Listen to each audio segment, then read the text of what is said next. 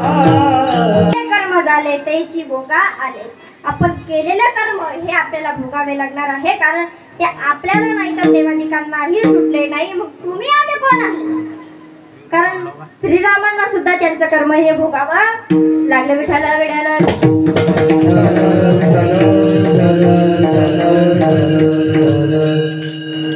कारण त्यांना नारदाने त्यांना श्राप दिलेला होता की तुम्हाला तुमच्या पत्नीपासून दूर राहावं लागेल, तुमचा आणि तुमच्या पत्नीचा वियोग घडणार. म्हणून वियोग घडला सीता देवी, त्यांना त्यांच्या पत्नीपासून दूर राहावं लागलं. हे नारद महर्षींनी त्यांना श्राप दिलेला आहे की तुम्हाला तुमच्या पत्नीपासून दूर राहावं लागेल.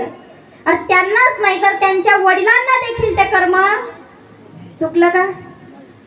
ते कर्म त्यांनाही सुटलं नाही, त्यांनाही भोगावं लागेल. कसं? विठाला विठाला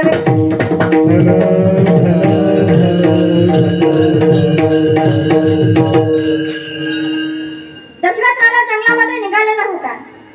दशरथ राजा जंगलामध्ये गेलाय, परंतु सकाळपासून एकही त्यांना शिकार भेटली नाही.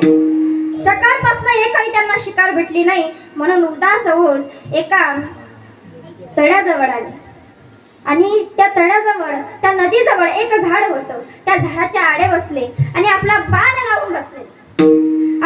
लावून बसले की कोणीतरी श्रापात प्राणी पाणी पिण्याकरता इथे येईल म्हणून ते आपला बाण लावून तिथे बसलेले आहे. परंतु त्याच अरण्यातून बाळ श्रावण आपल्या आई वडिलांना तीर्थयात्रेसाठी घेऊन निघालेला आहे.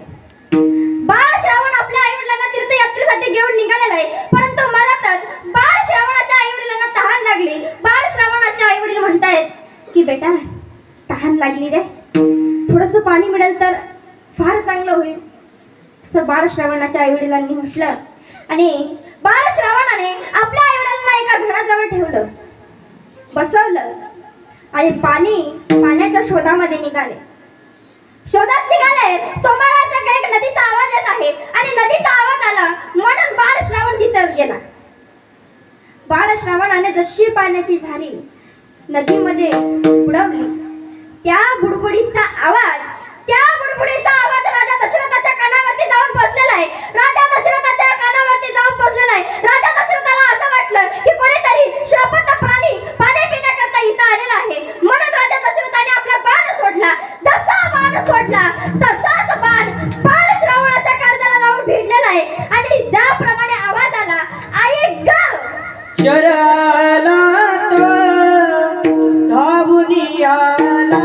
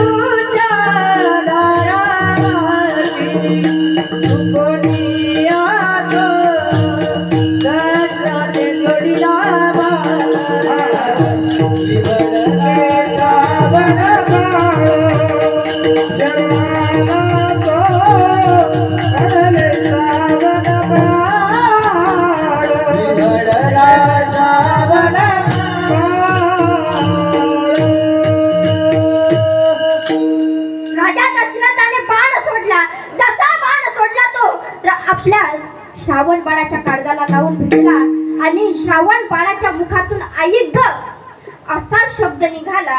आणि तो आवाज आई ग हा शब्द राजा दशरथाच्या कानावरती जाऊन पोहोचला. राजा दशरथाला असं वाटलं की रे आपल्या हातून फार मोठा गुन्हा झालाय. आपण एका प्राण्याचा नाही तर एका मनुष्याचा घात केलेला आहे. असं ऐकताच आई ग शब्द ऐकताच राजा दशरथ पळू लागले. पळत आहे राजा दशरथ आणि बाळ श्रावण हा मूर्छित पडलेला आहे. बाळ श्रावण हा मूर्छित पडलेला आहे आणि त्या मूर्छित पडलेल्या असताना, त्या अवस्थेत असताना बाळ श्रावणाने राजा दशरथाला सांगितलं, हे राजा मी बाळ श्रावण आहे रे, मी माझ्या आई वडिलांना घेऊन तीर्थयात्रेसाठी निघालो आहे, परंतु माझ्या आई वडिलांना तहान लागली म्हणून या पाण्याजवळ आलो. परंतु माझा आता काहीच वेळात मृत्यू होणार आहे. परंतु जाता जाता एक विनंती आहे राजा तुम्हाला, की फक्त माझ्या आई वडिलांना एवढी पाण्याची झाली नेऊन द्या, त्यांना पाणी पाजा हो, कारण फार तहानेने व्याकुळ झालेले होते. असं ऐकताच राजा दशरथाच्या मनात विचार आला की आपण जर गेलो तर ते आपल्याला नक्कीच श्राप देणार, आणि जर नाहीच गेलो तर इथं आपल्याच्याने एक पाप तर होईल, परंतु आणखीन दोन ह्यांचे पाप आपल्या डोक्यावरती येईल. त्यामुळे राजा दशरथाने मनामध्ये विचार केलेला आहे आणि आपण जायचं असं ठरवलं. राजा दशरथ हा निघालेला आहे, परंतु जवळ गेला एकही शब्द बोलले नाही. म्हणून बाळ श्रवणाच्या आई वडिलांनी सांगितलं, काय रे बाळा, आमच्यावरती रागावलेला आहेस का तू? आम्ही तुला इतक्या दूर इतक्या लांब पाणी घेण्याकरता पाठवलं, त्याच्यामुळे तू आमच्याशी बोलत नाहीस का रे? परंतु तू जोवर बोलत नाही ना तोवर आम्ही पाण्याचा एकही थेंब पिणार नाही. असं ऐकलं राजा दशरथाने, परंतु आता करणार काय? बोलायला सुरुवात केली, हे माते, मी तुमचा पुत्र नाहीये, मी राजा दशरथ आहे, परंतु माझ्या हाताने तुमच्या मुलाचा घात झालेला आहे, मला क्षमा करा.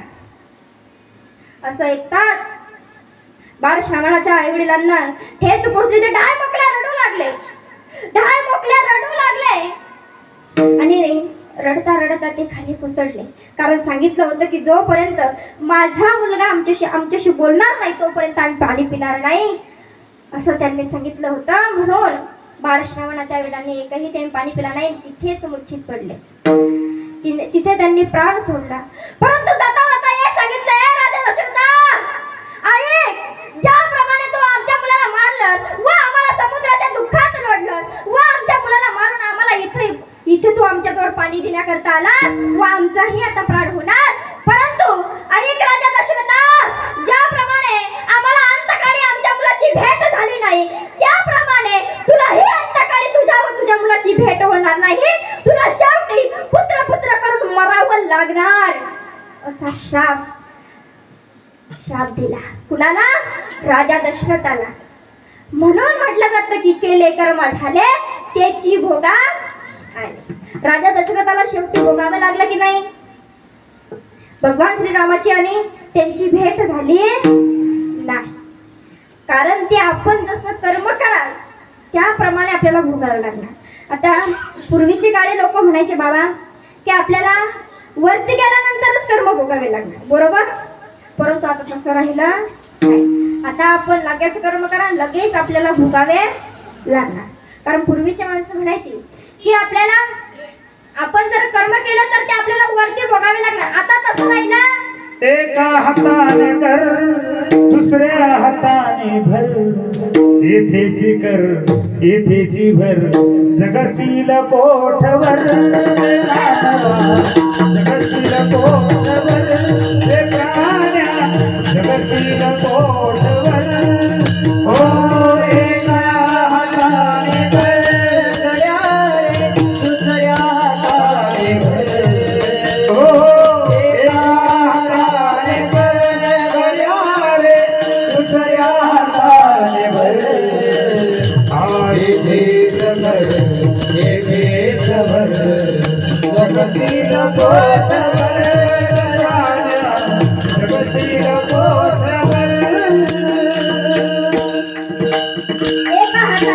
आणि दुसऱ्या हाताने वर, येथेच कर, म्हणजे आपल्याला येथेच याच जन्मामध्ये आपल्याला जे कर्म आपण केलेलं आहे ते आपल्याला भोगावे लागणार आहे. कारण आपल्याला म्हणायचंय की आपल्याला वरती जाऊन भोगायचंय. आता तसं राहिलं नाही, आता खालीच भोगा.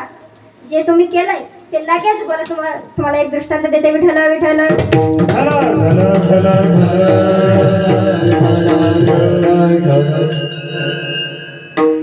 एक कंपनी होती आणि त्या कंपनीमध्ये एक मॅनेजर होता, परंतु मॅनेजर फार इमानदार होता. परंतु अचानक त्याच्याकडे एक चुकी झाली. एकच चुकी झाली फक्त, परंतु एक चुकी झाली आणि त्या कंपनीमधल्या काही काम करत्या लोकांनी त्या कंपनीच्या मालकाला जाऊन सांगितलं की याने अशी चुकी केली. एकच चुकी झालेली होती फक्त. अशी चुकी केलेली आहे असं त्या कंपनीच्या मालकाला माहिती पडलं. कंपनीचा मालक त्याच्या जवळ आला आणि त्याने सांगितलं, अरे तू एक आता चुकी केली, तू तर माझ्या मागे भरपूर चुका करत असतील, परंतु मला कोणी सांगत नाही आणि तू आज हे चुकी केली हे मला कळालेलं आहे. आणि हे चुकी केलेली आहे असं ऐकताच कंपनीच्या मालकाने त्याच्या 2 कानाखाली वाजवली. कुणी वाजवली? कंपनीच्या मालकाने मॅनेजरच्या कानाखाली वाजवली. परंतु आता कंपनीच्या मालकाचं वय होतं 30 आणि कंपनीच्या मॅनेजरचं वय होतं 40. किती?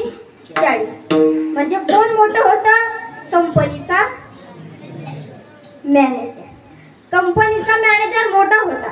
त्याला असं वाटलं, अरे मी वयाने मोठा आहे तरी याने माझ्या कानाखाली वाजवली. असेल तो पैशावाला, परंतु मी त्याच्यापेक्षा वयाने मोठा आहे.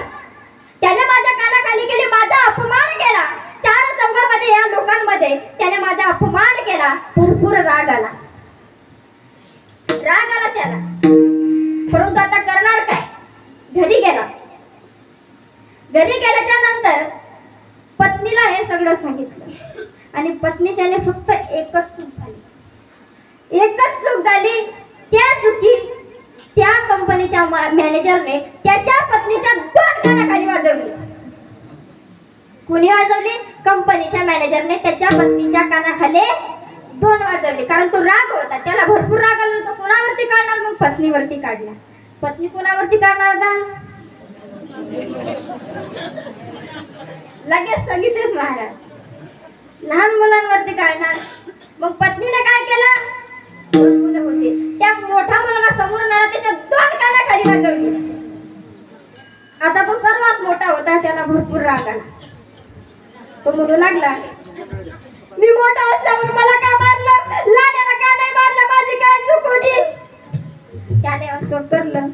लहान मुलगा हातदारी कुत्रे होते, त्यांना भाकरी टाकत होता. तो भाकरी टाकत होता. तो मोठा मुलगा आला, त्याने लाथ हाणली त्याला.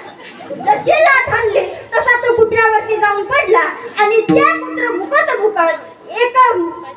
एका व्यक्तीला चावलं. ते पडत गेला, कारण त्याला लाथ मारलेली होती. त्याला वाटलं कोणी मारलं. मग त्याने एका व्यक्तीचा डचका धरला आणि ज्याचा डचका धरला तो होता कंपनीचा.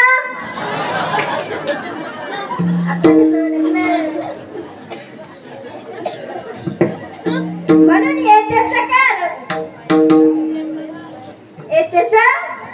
आता काहीच आता तसं राहिलं नाही. आता इथंच करा, इथंच भरा. आता तसं राहिलं नाही. म्हणून केले कर्म झाले त्याची भोगा. कर्म चांगले करत जा. तुम्हाला एक सांगा, एक परीस तुम्ही देवाला नाही घाबरलं तरी चालेल. एक परीस तुम्ही देवाला नाही घाबरलं तरी चालेल, परंतु तुमच्या केलेल्या कर्माला तुम्ही घाबरत चला. त्याच्याने तुमचं आयुष्य चांगलं आहे. कारण आपले कर्म हे आपण कसं करत आहे त्या जगाच्या मालकाला माहिती. आपण कसं राहत आहे हे सगळं त्याला माहित आहे. कारण आपण कर्म चांगले करत जा आणि आपण जे कर्म करणार आहे ते आपल्याला भोगावे लागणार आहे. तुटे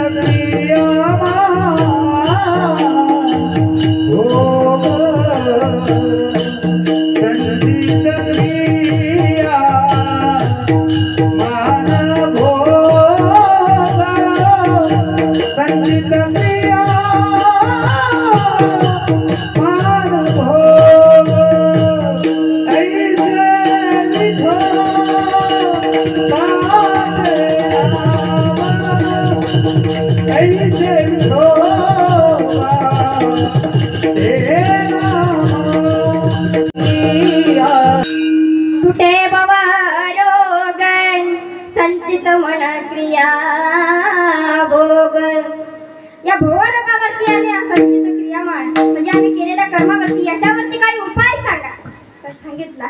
ऐसे विठोबाचे नाम उच्चारिता खंडे जन्म. ऐसे विठोबाचे नाम म्हणजे तुम्ही त्या भगवंताचं नाम घ्या, बरोबर राहणार नाही. तुम्ही या कर्मात सापडलेला आहात, हे कर्म सुद्धा तिथंच भेटणार. कशामुळे? ऐसे विठोबाचे नाम उच्चारिता खंडे जन्म. कारण हे नाम भरपूर मोठा आहे. ज्ञानदेवा पुसे निवृत्तीसी झाड आणि गगनाहुनी वार नाम आहे. नाम भरपूर मोठा आहे. नाम तुझे रे, नाम तुझे रे, नाम तुझे रे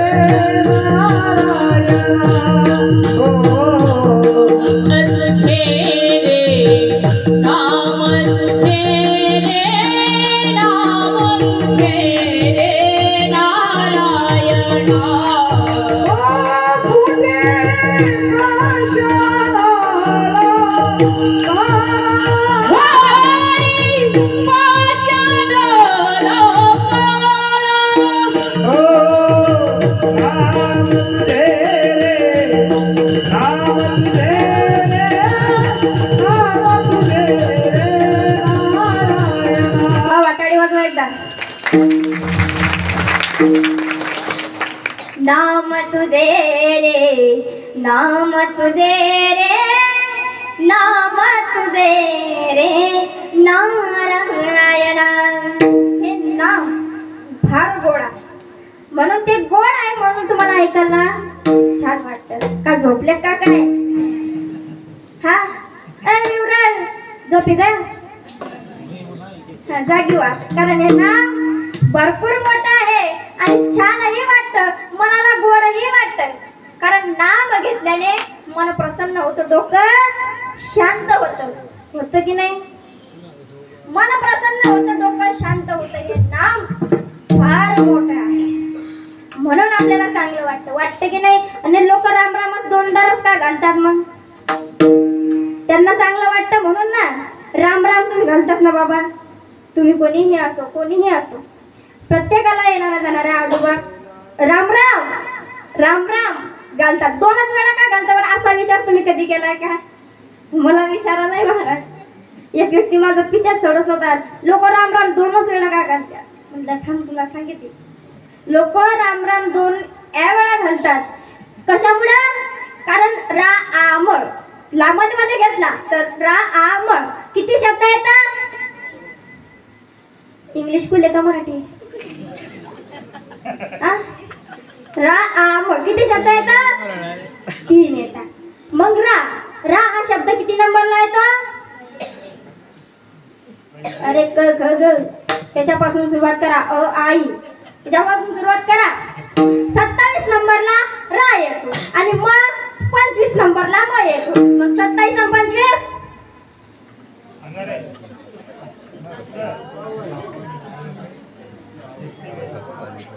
27 आणि 25 झोपी असतं का? हा हुशार दिशी तू हा. 27 आणि 25 52. त्याच्यात 2 टाकले आणि 54 108 वेळा आपल्या मुखातून भगवंताचं नामस्मरण होत. याला राम म्हणत रामच होई वैकुंठी पदवी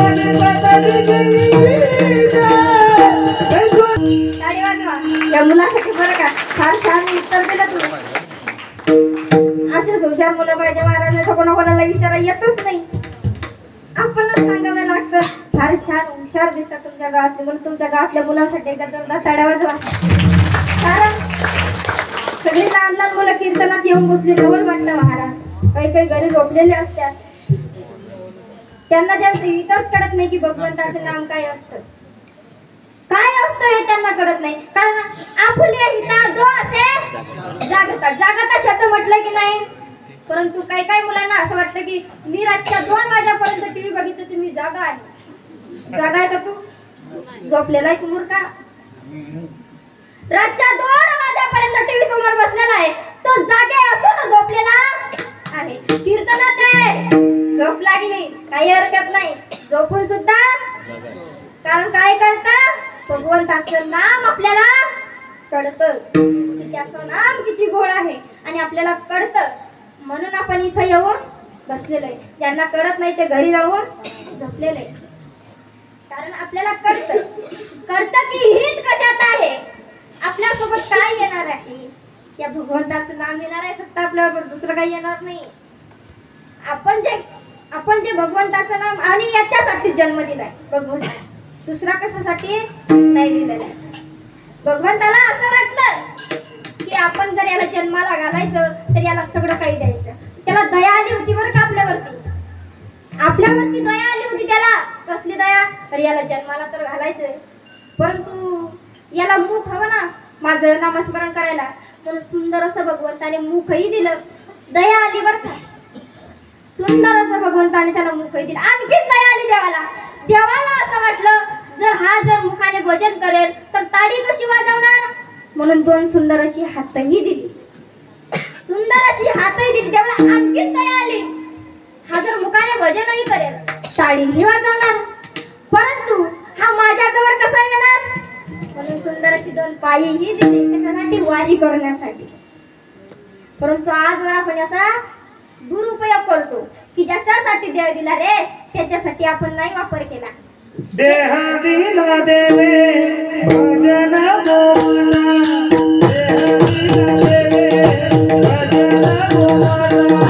देह दिला देवे भजन गोमाता, देह दिला देवे भजन गोवटा.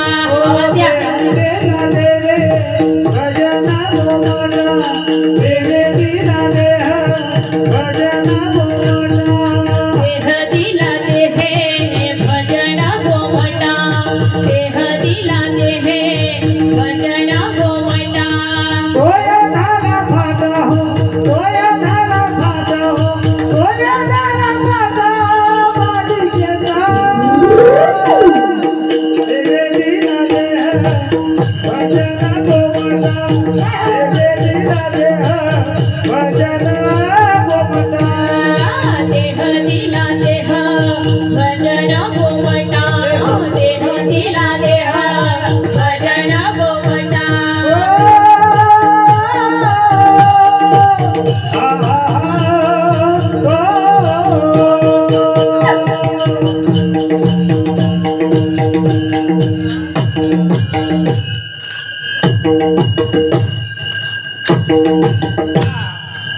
मृदंगाच्या रसात एकच जमला झाडावर असं तो वाजवत राहा. देवे दिला देहा भजन गोमटा, तो या झाला फटा बाधिकेचा. आपल्याला जन्म याच्यासाठी दिलाय, देह त्याच्यासाठी दिलेला आहे की देवे दिला देह भजन गोमटा, तो या झाला फटा बाधिकेचा. आपल्याला आपण गर्भामध्ये त्या भगवंताला वचन देतो. कसलं दिले गर्भात वचन, देवा करीन मी भजन. गर्भात आपण वचन देतो की देवा मी तुझं भजन करील, मला जन्माला घाल. तो आपल्याला जन्मालाही घालतो बरोबर. परंतु एखाद्या ठिकाणी बाळ जन्माला आलेला असेल बरोबर, त्या बाळाचं एकदा निरीक्षण करा. देव त्याला विचारत असतो आता मी तुला जन्माला घातलं, आता माझं भजन करशील ना. तर ते बाळ असं म्हणते की देवा मी असं केव्हा म्हटलेलं होतं की मी तुझं भजन करेल. म्हणून ते म्हणतं केव्हा केव्हा म्हणतं की नाही. म्हणजे आपण गर्भामध्ये वचन देतो आणि जन्माला आल्याच्या नंतर विसरून जातो. या देहाचा आपण दुरुपयोग जपले काय, दुरुपयोग करतो की नाही.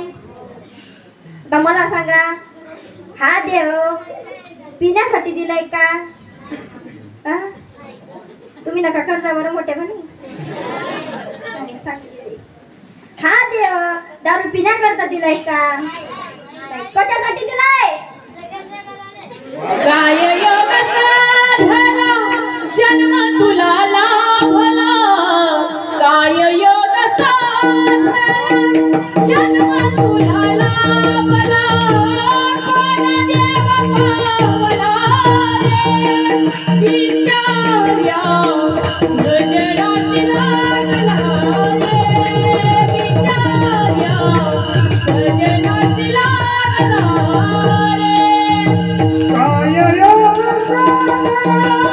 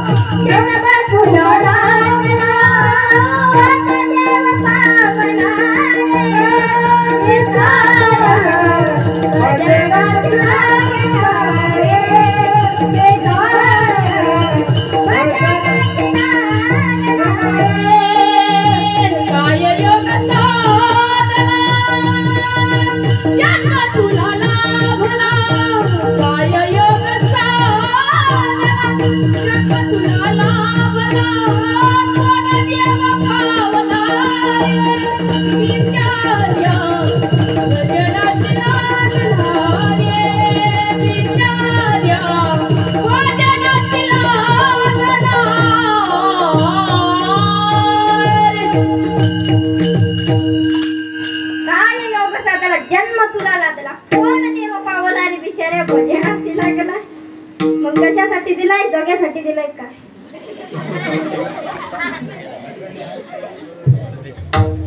अरे जगण्याचा पाया तर आपला तो बरोबर आहे.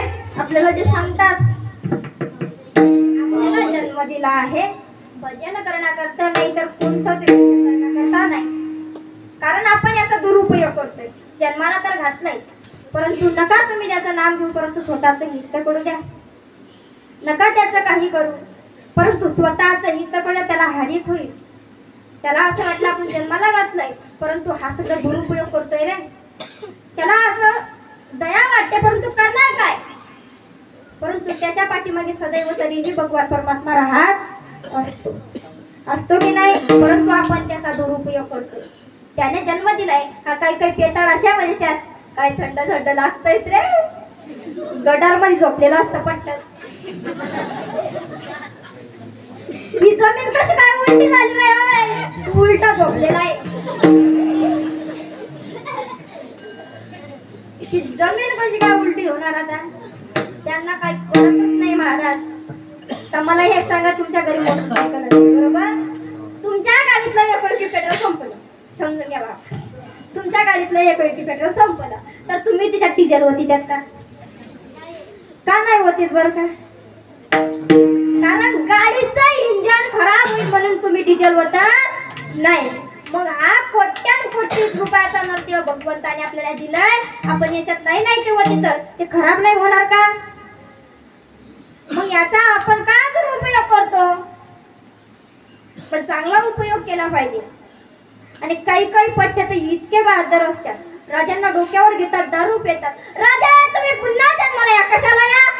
त्यांचा अपमान करण्यासाठी. तुम्हाला काय वाटतंय की तुम्ही राजांसारखे दिसायला आहात म्हणून तुम्ही राजे झाले? नाही. तुम्ही राजांसारखे दिसायला आहात म्हणून तुम्ही राजे होत नाही. राजांसारखा पोशाख घातला म्हणून तुम्ही राजे होत नाही. राजांसारखी तुम्ही दाढी वाढवली म्हणून तुम्ही राजे होत नाही. अरे मी सांगते तुम्ही राजे होणार ज्या दिवशी तुम्ही छत्रपती शिवाजी महाराजांचे विचार डोक्यात घेणार त्या दिवशी तुम्ही खरे राजे होणार. आपण त्या दिवशी खरे राजे होणार. आणि दुसरी गोष्ट तुम्हाला सांगते तुम्ही केव्हा राजे होणार? रस्त्याने चाललोय परंतु 19 वर्षाची मुलगी आपल्याला दिसते, एकटी दिसते. तिला जर तुम्ही आई म्हणून आवाज दिला त्या दिवशी तुम्ही खरे राजे होणार.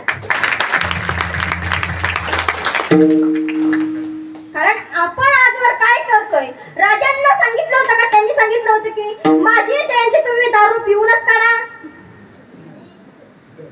त्यांनी असं सांगितलं तुम्ही त्यांचे विचार डोक्यात घ्या. काय घ्या? त्यांचे विचार डोक्यात घ्या. तुम्ही नाचा, मी तुम्हाला नाचायला मना करत नाही. प्रत्येकाचा आनंद तो असतो. फक्त दारू पिऊ नका. आणि तेवढंच करा की त्यांचे संस्कार आपल्यावरती पडले पाहिजे. आणि हे काम तुमचं सुद्धा असतं महिला मंडळ की त्यांचे संस्कार आपल्या मुलांवरती पडले पाहिजे. कारण त्यांची शिकवण आहे. एक दिवशी राजे रस्त्याने चाललेले होते परंतु काही स्त्रिया स्टेजवरती नाचत होत्या. त्या स्त्रियांना राजांनी बघितलं. एक मावळा घरी पळत आला. लहान होते त्यावेळेला राजे. आणि आई माता जिजाऊंना सांगितलं की राजा तिथं स्त्रियांचा नृत्य बघित आहे. असा शब्द कानावरती पडला. राजे घरी येतात. माता जिजाऊंनी त्यांच्या 2 कानाखाली वाजवली. राजे तुम्हाला बाया नाचवणारा नाही तर तुम्हाला बाया वाचवणारा व्हायचंय राजे. शिकवण आपण दिली पाहिजे. माझ्या जिजाऊचे पुण्य आहे कशी आली फळाला. तो बापाचा बापा राजा शिवबा जन्माला. तो बापाचा बापा शिवबा जन्माला. माझ्या जिजाऊची पुण्याई कशी आली या फळाला. माझ्या जिजाऊची पुण्याई कशी आली या फळाला. तो बापाचा बाप वाघ शुभा जन्मला. तो बापाचा बाप वाघ शुभा जन्मला. जय जिजाऊ जय शिवराय जय जिजाऊ शिवराय जय जिजाऊ जय शिवराय जय शिवाजी जय शिवराय आज होती माझी जाऊची शपथ घेतली स्वराज्याची होती माझी जाऊची शपथ घेतली माझी राजाची जगत कल्याणाची शिकवण जगत गुरु तुकोबाची जगत कल्याणाची शिकवण जगत गुरु माझ्या जाऊची पुण्याई आलिया फळाला माझ्या जिजाऊची पुण्याई कशी आलिया फळाला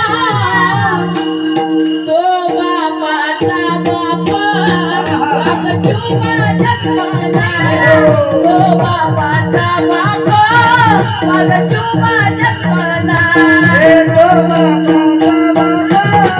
आज तू माझा